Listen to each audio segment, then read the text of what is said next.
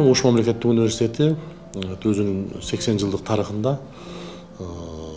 акыркы мезгилдерде ушул жалаң изденүүлөр,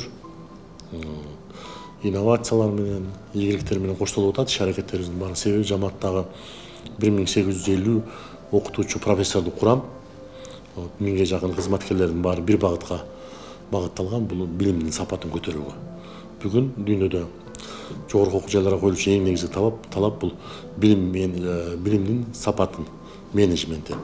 Ошону уюштуруу жана биздин бүтүрүүчүлөрдүн сапаттуу адис катарында ушул өндүрүштө иш менен камсыз болуусу баш корооңго чыккан. Ошон үчүн мына 2016 жылдын 1-сентябрынан бери Кыргызстанда билимди баалоонун өзүнчө бир жаңы системасы келип чыкты. Себеби билимди кайсы чен өлчөмдөр менен, кайсы тараза менен өлчөйбүз дегенде ошол эл аралык аккредитациянын талаптарына ылайык деп Кыргызстанда университеттер 2016 жылдан баштап эл аралык аккредитациянын талаптарына ыңгайлашып, жана ушул аккредитациялык агентстволор аркылуу өзүнүн бүгүнкү ишмердүүлүгүн баалап атат.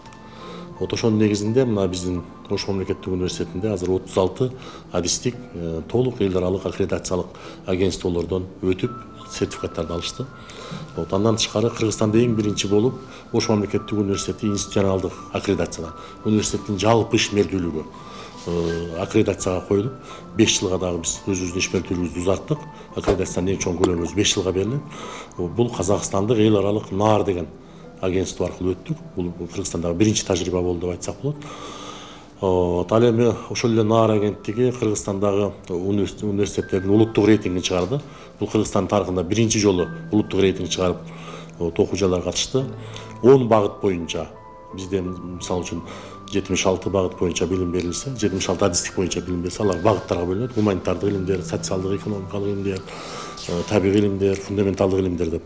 Ушундай чоң топторду бириктирип 10 багыт боюнча рейтингти уюштурду. 10 багыттын 7 багыты боюнча биз Кыргызстанда биринчи орунду алдык. Ал эми 2 багыт боюнча экинчи орунду, 1 багыт боюнча үчүнчү орунду алдык. Генералдык рейтинг чыкты ошонун жыйынтыгында. Биз биринчи орунду алдык. Ушул көрсөткүчтөр эмнеден улам болуп атат? Себеби биз акыркы 3 жыл, 4 жылдын ичинде Ош университетинде биз 13 жаңы окуу корпусун салдык. 13 жаңы окуу корпусу.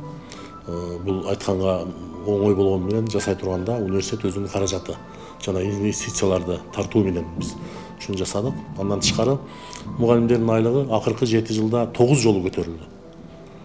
Мугалимдердин айлыгы бүгүн Кыргызстандагы билим берүүчү мекемелердин, ата мекендик мекемелердин бардыгынын алдында эң жогорку. Азыр мына эң чоң ишти мен айткым келип атат. Мына кечээ күнү биз Ош мамлекеттик университети 2019 жана 2024 жылдар аралыгында өнүктүрүү концепциясын кабыл алдык. Бул бүгүн биз массалык маалымат каражаттарына мен бүгүн өзүмдүн ой пикиримди бөлүшүп атам. Бул Кыргызстандын жогорку билим берүүсүндө өзүнчө бир чоң революциялык кадамга алып бара турган концепция деп айтсам болот. Себеби биз 2014 жылга чейин дүйнөлүк университеттердин рейтингинде топ 700-гө кирели деген максатты алдыбызга койдук.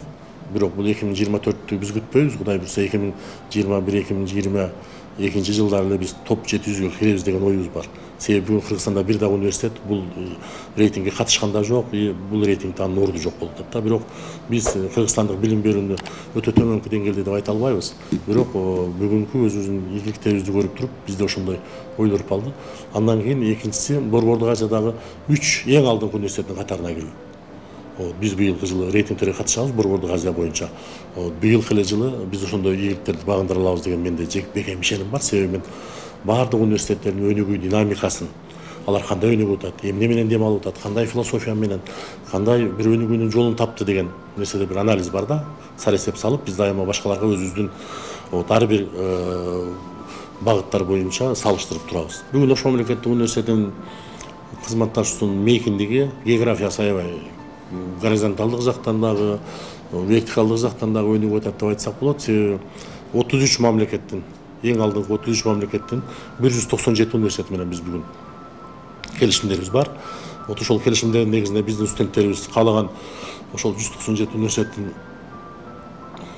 бирине барып вот 3 айдан 6 айга чейин, 6 айдан 1 жылга чейинки же 1 айга чейинки түрдүү мөөнөттөгү кыска стажировкада өтүп келүүгө акысы бар, мүмкүнчүлүгү дагы бар. Ал үчүн биринчи кезде тил билиш керек. Вот экинчиси биз ошол университеттер менен азыр келишим түзгөндө кош дипломго аракет кылып атабыз да. Себеби кош диплом берүү Ош университетинин же ошол биздин баягы партнер университеттин дагы дипломун берүү. Мындай практикаланып атат. Мына Синьцзян университети менен Кыргыз-Кытай факультетин азыр биз кош дипломго кетип атабыз. Теология факультетин Анкара университети менен кош дипломго, Кыргыз-Түрк факультетин ачтык быйылкы жылы. Кудай буйрса Кастамону университетинин дипломдорун берели деп атабыз. Кыргыз-Европа факультети, Кадис университетинин дипломдорун эң алдыңкы студенттер ал жактын дагы окуу программасын биздикин да аткарат дагы.